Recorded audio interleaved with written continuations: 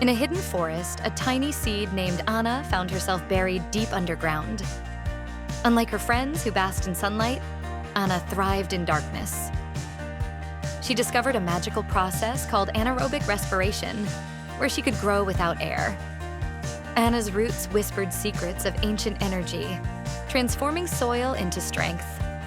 One day, a curious worm named Wiggles asked, "How do you grow without sunlight?" Anna replied, "I dance with the earth's hidden magic."